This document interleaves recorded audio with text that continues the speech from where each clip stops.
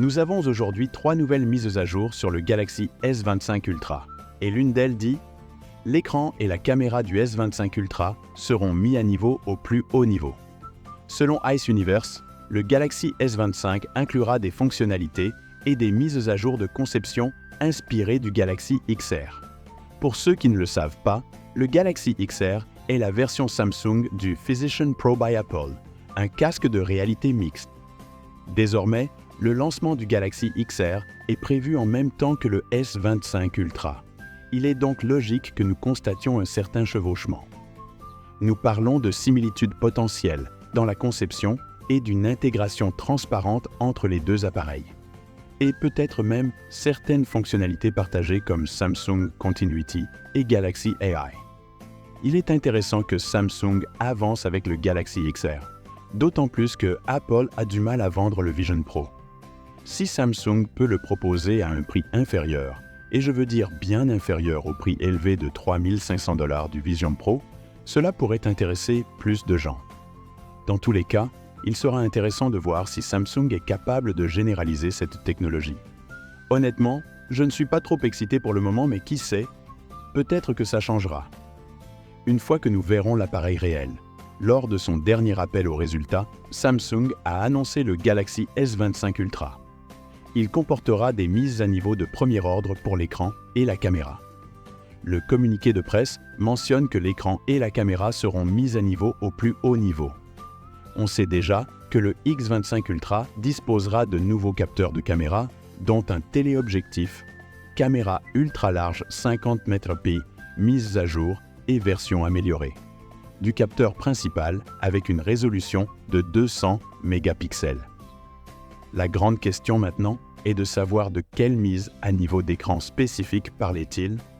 Cela m'a rendu curieux. Cela pourrait-il être lié au Galaxy XR? Je suppose que nous devrons attendre et voir.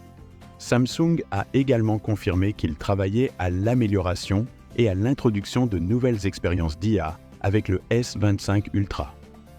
Il prévoit d'intégrer l'IA à différents endroits afin que le S25 Ultra et d'autres gadgets Samsung comme le réfrigérateur, le four, la machine à laver, etc.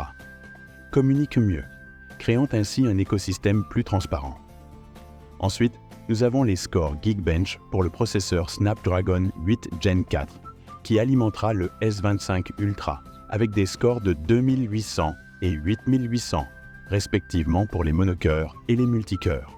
Ces scores représentent une amélioration de 35% en monocœur et une augmentation de 30% en performance multicœur par rapport au processeur Snapdragon 8e génération 3.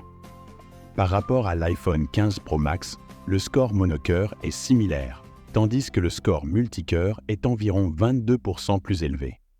Le S25 Ultra comportera une version personnalisée du Snapdragon HN4 avec des vitesses d'horloge plus élevées. Les résultats finaux devraient donc dépasser la version standard qui peut dépasser la barre des 9000 en performance multicœur. Bien que nous n'ayons pas encore de score Geekbench pour l'iPhone 16 Pro Max, les rumeurs suggèrent que ce sera le cas. Il ne verra pas d'amélioration significative des performances du processeur par rapport à l'iPhone 15 Pro Max. Cela donne au S25 Ultra de bonnes chances d'égaler voire de surpasser l'iPhone 16 Pro dans les performances du processeur.